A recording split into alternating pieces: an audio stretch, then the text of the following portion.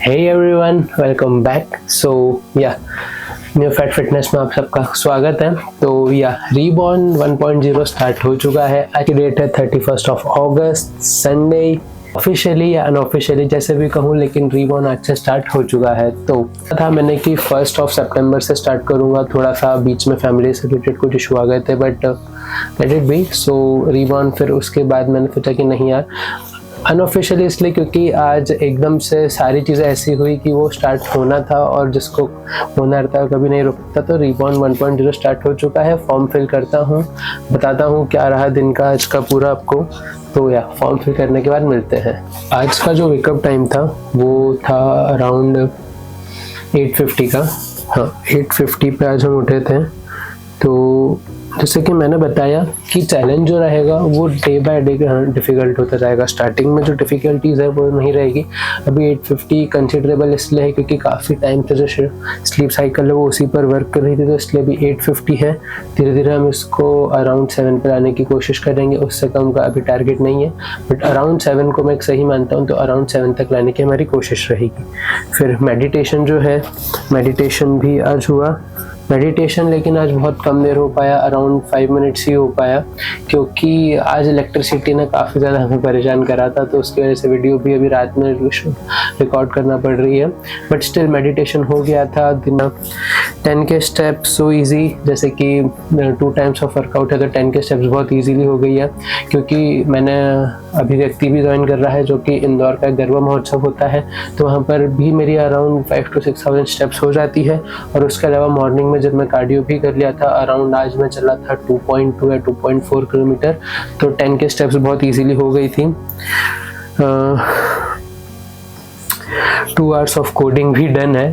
2 hours तो exact तो नहीं बोलूँगा, लेकिन हाँ 2 आवर्स में से अराउंड 1.5 या 2 आवर्स, क्योंकि आज डे 1 था तो डिफ़िकल्टीज़ मैंने इतनी ज़्यादा वो नहीं हो पाई थी। इलेक्ट्रिसिटी की वजह से भी ये कंसिडरेबल करना पड़ेगा मुझे आज, क्योंकि इलेक्ट्रिसिटी कंटिन्यूस नहीं थी।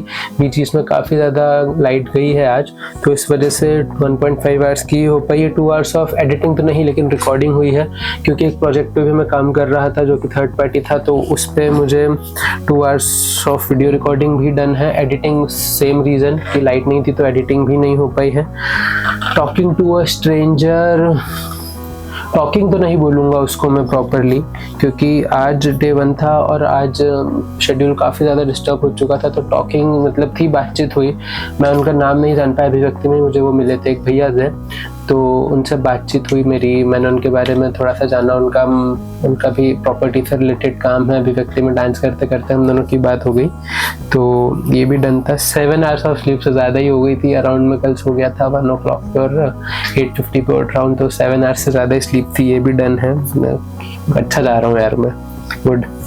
और लर्निंग समथिंग न्यू, तो 5 पेजेस रीडिंग थी या लर्निंग समथिंग न्यू था। तो लर्निंग समथिंग न्यू में हमने आज क्या सीखा ये भी मैं बता देता हूँ। तो हाँ, लर्निंग समथिंग न्यू में ये सीखा है आज कि जो बिज़नेस रहता है इनिशियल लेवल पे, कुछ भी बिज़नेस हो, जैसे कि मैं सिनेमेटोग्राफी और एक कह सकते हैं कैमरा से रिलेटेड पर ही मैं ज़्यादा फोकस कर रहा हूँ, बॉडी बिल्डिंग पे। कोडिंग अभी जिस हिसाब से एआई रन कर रहा है, काफ़ी ज़्यादा डिफ़िकल्टीज हो रही है कोडर्स को, प्रोग्रामर्स को, डेवलपर्स को। और टेक्नोलॉजी से रिलेटेड जितनी भी चीज़ें उसमें एआई काफ़ी ज़्यादा बूम कर रहा है, तो काफ़ी ज़्यादा इशू फेस करने पड़ रहे हैं अभी। तो उस वजह से अभी कोडिंग में नहीं सीखा है। नया जो सीखा है मैंने वो सीखा है लाइफ से लेके अपनी, जो मैं बता रहा था बिजनेस का।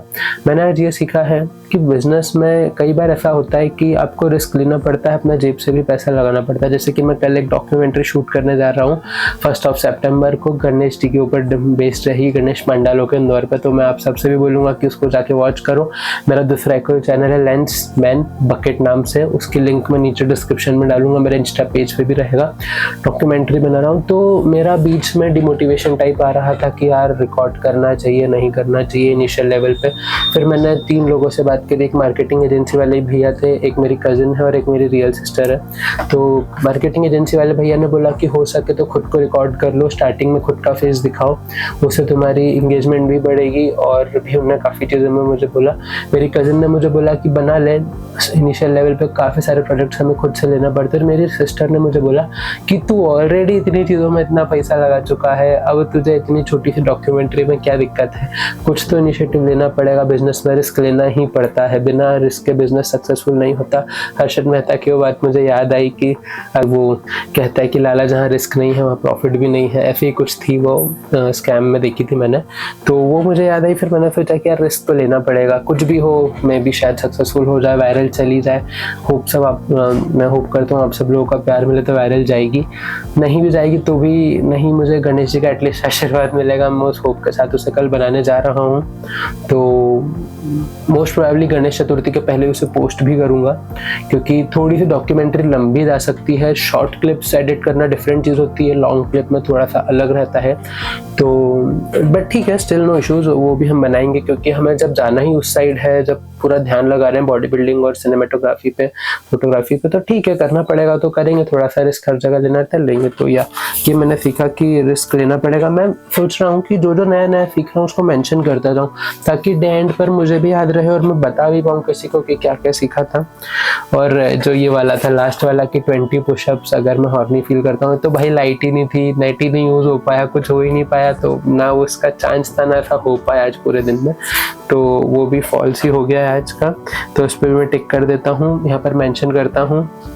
So thank you so much guys for supporting me, stay tune, आगे भी कंटेंट आता रहेगा। अभी रीबॉर्न 1.0 स्टार्ट हुआ है, कटिंग फेज भी स्टार्ट हो चुका है 20 आज। हाँ, जो 2 टाइम्स ऑफ वर्कआउट रहता है मैं बताना भूल रहा था, उसमें आज एब्स ट्रेन करे थे मैंने, और लिटिल बिट ऑफ फोरआर्म भी ट्रेन हो रहा था, बट फिर मैंने उसे प्रॉपरली पूरा एक फोरआर्म कल्चर लगा के एंड कर दिया था कि फोरआर्म से एब्स ट्रेन हो गए थे, 10 की स्टेप्स हो गई थी, मतलब 2 टाइम्स ऑफ वर्कआउट आज का हो चुका था, स्ट्रेंथ ट्रेनिंग भी हो गई थी। ऑल्दो कि आज संडे था, काफ़ी लोग रेस्ट लेते हैं, बट मेरा ऐसा था कि इस वीक में ऑलरेडी काफ़ी ज़्यादा अच्छे से कर रहा था, तो मैं चाह रहा था कि कंसिस्टेंसी तोड़ूं ही ना, मतलब ऐसा था कि इस वीक एक भी ब्रेक नहीं हुआ था लास्ट मंडे से इस वाले मंडे के बीच में। तो मैंने फिर सोचा कि यार ऐसा है तो फिर इसको पूरा चलने ही देते हैं, कंटिन्यू ही रख लेते हैं इस चीज़ को। तो फिर मैंने आज भी मैं जिम गया था, मैं जाता यूजुअली जिम हूँ संडे को, लेकिन सिर्फ कार्डियो करके एक्टिव रिकवरी के लिए आ जाता हूँ, बट फिर मैंने सोचा कि क्यों ना हम आज कार्डियो के साथ एब्स भी ट्रेन कर लेते हैं, तो 2 टाइम्स ऑफ वर्कआउट भी हो जाएगा, तो मैंने वो भी कर दिया है। तो थैंक यू सो मच।